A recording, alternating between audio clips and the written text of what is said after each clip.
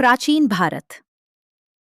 जब धर्म केवल पूजा पाठ तक सीमित नहीं था, बल्कि जन जन के जीवन का आधार था, उस युग में मालवा की पवित्र भूमि पर बसी थी एक अद्भुत नगरी, अवंती, जिसे आज हम उज्जैनी के नाम से जानते हैं। क्षिप्रा नदी के पावन तट पर बसी यह नगरी ऋषियों की तपोभूमि थी, विद्वानों का आश्रय थी और स्वयं भगवान महाकाल की प्रिय नगरी मानी जाती थी। यहाँ की प्रत्येक सुबह वेद मंत्रों की पवित्र ध्वनि से आरंभ होती थी। मंदिरों की घंटियां, धूप और हवन की सुगंध और श्रद्धालुओं के मुख से निकलता हर हर महादेव, मानो संपूर्ण नगर हर क्षण भगवान शिव की आराधना में लीन रहता हो। और इसी पुण्य नगरी पर राज्य करते थे एक धर्मनिष्ठ, न्यायप्रिय और भगवान शिव के परम भक्त राजा चंद्रसेन। किंतु उन्हें महान केवल उनका राजवैभव नहीं बनाता था, उनकी सबसे बड़ी पहचान थी महाकाल के चरणों में उनकी अटूट भक्ति। उज्जैनी के राजा चंद्रसेन केवल एक शक्तिशाली शासक ही नहीं थे, वे भगवान महाकाल के अनन्य भक्त थे। प्रतिदिन राजकार्य आरंभ होने से पहले वे महाकालेश्वर मंदिर पहुंचते और पूर्ण श्रद्धा से भगवान शिव की आराधना करते। वेदों के पवित्र मंत्र संपूर्ण मंदिर में गूंज उठते। ब्राह्मण विधि विधान से भगवान महाकाल का अभिषेक करते। दूध, दधी, घृत, मधु और पवित्र जल एक एक कर शिवलिंग पर अर्पित किए जाते। राजा चंद्रसेन स्वयं अपने हाथों से बिल्वपत्र अर्पित करते। उस समय उनके मन में न राज्य का अभिमान था, न किसी वैभव की इच्छा। वे केवल एक भक्त थे जो अपने आराध्य के चरणों में पूर्ण समर्पण के साथ बैठे थे। धीरे धीरे मंदिर का वातावरण और भी दिव्य होने लगा। दीपों की ज्योति असामान्य रूप से प्रखर हो उठी। धूप की सुगंध मानो स्वयं भगवान शिव की उपस्थिति का संकेत दे रही थी। राजा चंद्रसेन अभी भी ध्यान में लीन थे। उन्हें क्या पता था कि उनकी निष्काम भक्ति से प्रसन्न होकर भगवान शिव अपने परमगण को उनके पास भेजने वाले थे। राजा चंद्रसेन अभी भी भगवान महाकाल के ध्यान में लीन थे। तभी मंदिर का वातावरण अचानक और अधिक दिव्य हो उठा। दीपों की लौ मानो स्वयं प्रज्वलित होकर नृत्य करने लगी। धूप की सुगंध चारों दिशाओं में फैल गई। उसी क्षण भगवान शिव के परमगण मणिभद्र राजा चंद्रसेन के समक्ष प्रकट हुए। राजा ने तत्काल भूमि पर दंडवत प्रणाम किया। मणिभद्र ने प्रसन्न होकर कहा, राजन, तुम्हारी निष्काम भक्ति भगवान महादेव को अत्यंत प्रिय है। उनकी कृपा से मैं तुम्हें यह दिव्य मणि प्रदान करता हूं। इतना कहकर उन्होंने अपने करकमलों से वह अद्भुत मणि राजा चंद्रसेन को अर्पित कर दी। उस मणि का तेज उदयमान सूर्य के समान चारों ओर फैल गया। उसकी दिव्य आभा से संपूर्ण मंदिर स्वर्णिम प्रकाश से आलोकित हो उठा। राजा चंद्रसेन ने उस मणि को कभी वैभव का प्रतीक नहीं माना। उनके लिए वह भगवान शिव की कृपा का एक पवित्र प्रसाद थी। किंतु उन्हें क्या पता था कि यही दिव्य मणि शीघ्र ही अनेक राजाओं के मन में लोभ की अग्नि प्रज्वलित करने वाली थी। राजा चंद्रसेन को भगवान शिव के परमगण मणिभद्र से दिव्य मणि प्राप्त हुई। उस अलौकिक मणि की चर्चा धीरे धीरे समस्त आर्यावर्त में फैल गई। जहां श्रद्धालुओं ने उसे भगवान शिव की कृपा माना, वहीं कुछ राजाओं के मन में लोभ जन्म लेने लगा। उन्होंने सोचा, यदि यह दिव्य मणि उनके हाथ लग जाए तो उनका राज्य और भी अधिक शक्तिशाली बन जाएगा। एक एक करके अनेक राजा गुप्त रूप से एक सभा में एकत्र हुए। उनका उद्देश्य स्पष्ट था, राजा चंद्रसेन से वह मणि प्राप्त करना। परंतु वे भली भांति जानते थे कि चंद्रसेन स्वेच्छा से वह मणि कभी नहीं देंगे। अंततः सभी ने एक ही निर्णय लिया, उज्जैनी पर आक्रमण किया जाएगा और दिव्य मणि बलपूर्वक प्राप्त की जाएगी। कुछ ही दिनों में चारों दिशाओं से विशाल सेनाएं उज्जैनी की ओर बढ़ चलीं। हजारों सैनिक, रथ, घोड़े और गजराज नगर की सीमाओं तक पहुंच गए। देखते ही देखते उज्जैनी चारों ओर से घेर ली गई। नगर के मार्ग बंद कर दिए गए, आवागमन रोक दिया गया। युद्ध की तैयारी पूर्ण हो चुकी थी। नगर के भीतर मंत्री चिंतित थे, सेनापति रक्षा की योजनाएं बना रहे थे, किंतु राजा चंद्रसेन जरा भी विचलित नहीं हुए। उन्होंने अपने राज्य की रक्षा का भार महाकाल के चरणों में समर्पित कर दिया। प्रतिदिन की भांति वे मंदिर पहुंचे और पूर्ण श्रद्धा से भगवान शिव की पूजा में लीन हो गए। बाहर युद्ध की तैयारी थी और भीतर एक भक्त का अटूट विश्वास। उधर जब उज्जैनी चारों ओर से शत्रुओं से घिरी हुई थी, उसी समय एक साधारण गोप स्त्री अपने लगभग 5 वर्ष के पुत्र के साथ उस नगरी में पहुंची। उस बालक का नाम था श्रीकर। संयोगवश वे दोनों महाकाल मंदिर के समीप पहुंच गए। मंदिर के भीतर वेद मंत्र गूंज रहे थे। दीपमालाएं सैकड़ों ज्योतियों से प्रकाशमान थीं और राजा चंद्रसेन पूर्ण श्रद्धा से भगवान शिव की पूजा कर रहे थे। बालक श्रीकर विस्मय से यह सब देखता रह गया। उसने इससे पहले इतनी भव्य आराधना कभी नहीं देखी थी। उसी क्षण उसके निष्कलुष बालमन में भगवान शिव के प्रति गहरी श्रद्धा जाग उठी। महाकाल मंदिर से लौटते समय बालक श्रीकर के मन में एक ही दृश्य बार बार उभर रहा था। राजा चंद्रसेन की वह भव्य शिव पूजा, वेद मंत्रों की गूंज और भगवान महाकाल का दिव्य स्वरूप। उसका निष्कलुष बालमन मानो वही मंदिर में रह गया था। चलते चलते अचानक उसकी दृष्टि मार्ग के किनारे पड़े एक चिकने पत्थर पर पड़ी। न जाने क्यों उसे वह पत्थर साक्षात शिवलिंग जैसा प्रतीत हुआ। बालक ने बड़े प्रेम से उसे उठाया और अपने साथ ले लिया। घर पहुंचते ही उसने उस पत्थर को एक स्वच्छ स्थान पर स्थापित किया।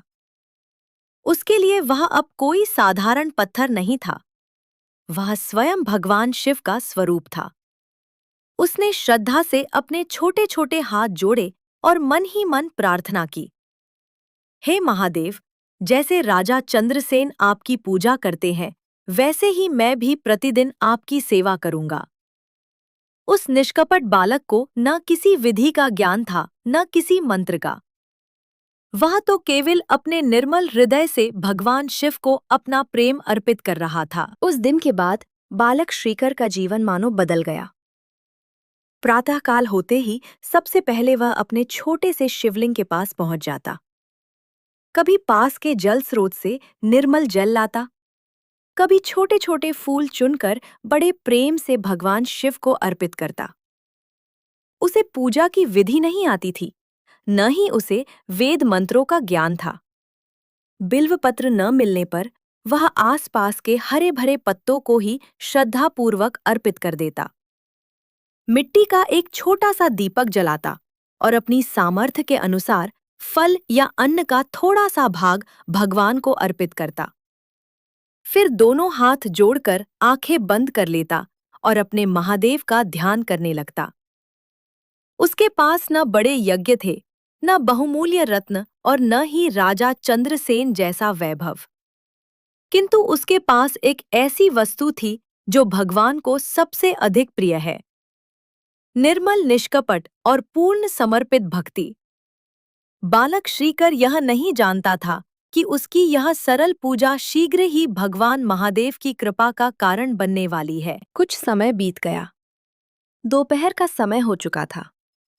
श्रीकर की माता ने स्नेहपूर्वक उसे भोजन के लिए पुकारा, किंतु बालक श्रीकर अपनी पूजा और ध्यान में इतना तल्लीन था कि उसे माँ की आवाज तक सुनाई नहीं दी। माता ने समझा कि बालक खेल में व्यस्त होगा। जब वे उसके पास पहुंची तो उन्होंने एक साधारण पत्थर फूलों और पत्तों से सजा हुआ देखा। वे श्रीकर की भावना से अनजान थीं। घर का स्थान साफ करने के लिए उन्होंने उस पत्थर को धीरे से एक ओर रख दिया। पूजा में अर्पित फूल, पत्ते और अन्य सामग्री बिखर गई। कुछ देर बाद जब श्रीकर वापस लौटा तो उसने देखा कि उसकी पूजा बिखर चुकी है। यह दृश्य देखकर उसका कोमल हृदय दुख से भर उठा। उसकी आंखों से अश्रुधारा बह निकली। वह शिवलिंग के सामने घुटनों के बल बैठ गया और दोनों हाथ जोड़कर रुद्ध कंठ से बोला, हे महादेव, यदि मेरी पूजा में कोई भूल हुई हो तो मुझे क्षमा कर दीजिए। मैं छोटा हूं, मुझे कुछ नहीं आता, पर मैं आपसे बहुत प्रेम करता हूं। इतना कहते कहते वह बालक भगवान शिव के ध्यान में पूर्णतः लीन हो गया। उसे तन की और संसार की कोई सुध न रही। और तभी उस निष्कपट भक्ति ने भगवान महादेव के हृदय को स्पर्श कर लिया। भगवान शिव के चरणों में विलाप करते करते बालक श्रीकर पूर्णतः ध्यानमग्न हो गया। उसकी निष्कपट भक्ति, उसका निर्मल हृदय और उसका अटूट प्रेम भगवान महादेव को अत्यंत प्रिय लगा। तभी अचानक चारों ओर एक दिव्य प्रकाश फैलने लगा। वातावरण अलौकिक तेज से भर उठा और देखते ही देखते वह साधारण स्थान एक अद्भुत रत्नमय शिवालय में परिवर्तित हो गया। स्वर्णमय स्तंभ, रत्नों से जड़ी दीवारें, दिव्य तोरण और अलौकिक प्रकाश से आलोकित भगवान शिव का पवित्र धाम। जिस पत्थर को श्रीकर ने शिवलिंग मानकर पूजा था, अब वही दिव्य तेज से प्रकाशित हो रहा था। चारों दिशाओं में सुगंधित पवन बहने लगी। मंगल ध्वनि गूंज उठी, मानो देवगण भी उस निष्कपट भक्ति का अभिनंदन कर रहे हों। इतने में श्रीकर की माता भी वहां आ पहुंची। अपने छोटे से घर के स्थान पर उस अद्भुत रत्नमय शिवालय को देखकर वे विस्मय से स्तब्ध रह गईं। उनकी आंखों को अपने ही पुत्र की सरल श्रद्धा का दिव्य प्रतिफल दिखाई दे रहा था। उस क्षण यह स्पष्ट हो गया कि भगवान शिव भक्ति में वैभव नहीं देखते, वे केवल भक्त के निर्मल हृदय को देखते हैं। किंतु यह दिव्य चमत्कार यही समाप्त नहीं हुआ। इस अद्भुत घटना का समाचार शीघ्र ही राजा चंद्रसेन और उज्जैनी के बाहर डेरा डाले समस्त राजाओं तक पहुंचने वाला था। रत्नमय शिवालय के प्राकट्य का समाचार कुछ ही समय में संपूर्ण उज्जैनी में फैल गया। नगरवासी आश्चर्य और श्रद्धा से भरकर उस दिव्य स्थान के दर्शन के लिए उमड़ पड़े। जब यह समाचार राजा चंद्रसेन तक पहुंचा, तो वे भी अपने मंत्रियों और सभासदों के साथ तुरंत वहां पहुंचे। उस दिव्य शिवालय को देखकर राजा चंद्रसेन ने भाव विभोर होकर भगवान महाकाल को प्रणाम किया। उधर उज्जैनी को घेरे बैठे अन्य राजाओं तक भी इस अद्भुत चमत्कार का समाचार पहुंच चुका था। जब उन्होंने भगवान शिव की इस दिव्य लीला का वृत्तांत सुना, तो उनके मन का अहंकार और लोभ क्षण भर में समाप्त हो गया। उन्होंने अपने शस्त्र त्याग दिए और राजा चंद्रसेन के पास मित्रभाव से पहुंचे। इसी समय आकाश में एक दिव्य तेज प्रकट हुआ। वहां उपस्थित सभी लोगों ने देखा कि भगवान श्रीराम के परम भक्त महाबली हनुमान जी प्रकट हुए हैं। हनुमान जी ने बालक श्रीकर की ओर देखकर कहा, वत्स, तुम्हारी निष्कपट भक्ति से भगवान महादेव अत्यंत प्रसन्न हुए हैं। स्मरण रखो, भगवान को वैभव, विधि या आडंबर नहीं, भक्त का निर्मल हृदय प्रिय होता है। फिर उन्होंने वहां उपस्थित सभी लोगों से कहा, इस बालक का वंश भविष्य में भी भगवान शिव की भक्ति का महान आधार बनेगा। इसी वंश में आगे चलकर गोपश्रेष्ठ नंद का जन्म होगा और उन्हीं के घर स्वयं भगवान श्री कृष्ण बाल रूप में अपनी लीलाएं करेंगे। यह सुनकर सभी राजा, नगरवासी और स्वयं राजा चंद्रसेन आनंद और भक्ति से भर उठे। उन्होंने बालक श्रीकर की निष्कपट श्रद्धा को प्रणाम किया और भगवान महाकाल की जय जयकार से संपूर्ण उज्जैनी गूंज उठी। हर हर महादेव। महाबली हनुमान जी के वचन सुनकर वहां उपस्थित सभी राजा गंभीर चिंतन में डूब गए। उन्हें अनुभव हुआ कि जिस दिव्य मणि के लिए वे युद्ध करने आए थे, उससे कहीं अधिक महान एक निष्कपट बालक की भक्ति है। उनके हृदय से अहंकार, लोभ और शत्रुता सदा के लिए दूर हो गई। सभी राजाओं ने राजा चंद्रसेन का सम्मान किया और परस्पर मित्र भाव स्वीकार किया। राजा चंद्रसेन ने भी भगवान महाकाल के चरणों में साष्टांग प्रणाम किया और इस दिव्य कृपा के लिए अपनी कृतज्ञता प्रकट की। उधर बालक श्रीकर अपनी माता के साथ विनम्र भाव से भगवान शिव के सम्मुख खड़ा था। उसे न अपनी महिमा का ज्ञान था और न ही अपने द्वारा घटित उस महान चमत्कार का अभिमान।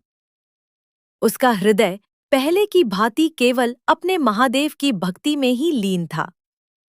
महाबली हनुमान जी ने सभी को स्मरण कराया कि भगवान शिव वैभव, आडंबर या बाहरी प्रदर्शन से नहीं, वे केवल भक्त के निष्कपट, निर्मल और प्रेमपूर्ण हृदय से प्रसन्न होते हैं। उन्होंने यह भी बताया कि इसी गोपवंश में आगे चलकर गोपश्रेष्ठ नंद का जन्म होगा और उन्हीं के घर स्वयं भगवान श्री कृष्ण अपनी दिव्य बाल लीलाएं करेंगे। उस दिन उज्जैनी ने एक अमूल्य सत्य को अपने नेत्रों से देखा। सच्ची भक्ति न धन मांगती है, न वैभव और न ही कठिन आडंबर। भगवान तक पहुंचने का मार्ग केवल श्रद्धा, समर्पण और निर्मल हृदय से होकर जाता है। इसी संदेश के साथ स्कंदपुराण की यह पावन कथा आज भी हमें सिखाती है कि यदि भक्ति निष्कपट हो तो भगवान स्वयं अपने भक्त की रक्षा करते हैं। आइए हम भी राजा चंद्रसेन की अटूट श्रद्धा और बालक श्रीकर की निष्कलुष भक्ति से प्रेरणा लें। बोलिए भगवान महाकाल की जय। हर हर महादेव।